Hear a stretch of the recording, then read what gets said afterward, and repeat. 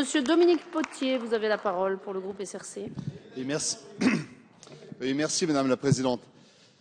On est tous dans cet hémicycle extrêmement respectueux de la parole des uns des autres, dont je ne reviendrai pas sur le débat des idées. Mais je voudrais dire quand même à cette heure, et avant qu'on attaque les articles, dire que j'ai été blessé à certains moments par des propos qui ont été tenus dans la DG qui visaient à discriminer deux catégories d'agriculteurs et qui confondaient la justice et l'assistanat des non-professionnels et des vrais professionnels. Je voudrais dire ici qu'on a tous à réaffirmer que les agriculteurs, dans leur diversité, sont des hommes de dignité, de courage, de labeur, et que nous devons tous les respecter de la même manière, et que le fait d'engager une politique de différenciation pour soutenir l'emploi en agriculture, ce n'est pas considérer qu'il y a de l'assistanat ou que nous sommes dans des politiques de mauvais acabit, mais que nous sommes vraiment dans la dignité et dans la justice. Le deuxième élément, c'est que vous avez habillé ces dernières interventions de discrimination autour des beaux discours. J'ai entendu les lambris dorés hier dans la nuit, j'ai entendu les discours enflammés.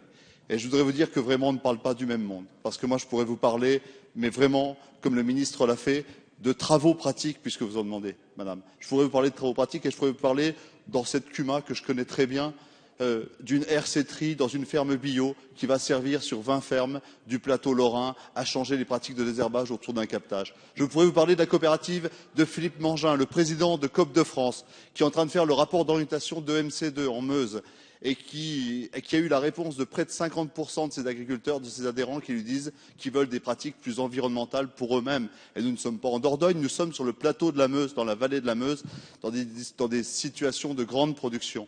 Je pourrais vous parler de la Fédération nationale du négoce agricole. J'étais à côté du ministre Stéphane Le Foll qui présidait le comité d'orientation d'Ecofito il y a quelques semaines. Et la Fédération du négoce agricole, vous savez, ce n'est pas des poètes. Et ils nous ont demandé un petit délai pour eux aussi participer à un appel à projet pour l'expérimentation grandeur nature du biocontrôle. Et je pourrais multiplier les exemples de travaux pratiques pour vous dire que, mesdames et messieurs, chers collègues, la révolution culturelle, elle est en marche et que je suis heureux qu'une loi vienne accompagner ce mouvement. Parce que le monde agricole, dans son intelligence pratique, dans sa sagesse, a compris que la compétitivité dont vous en avez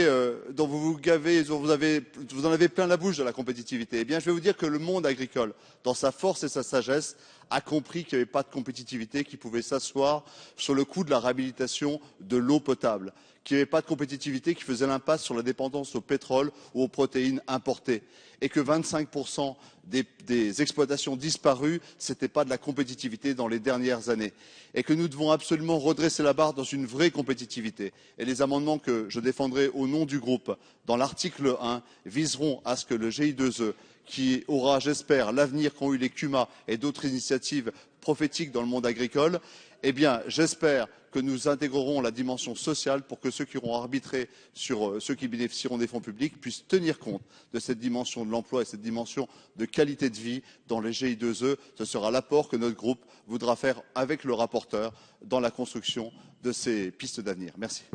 Merci, monsieur le député.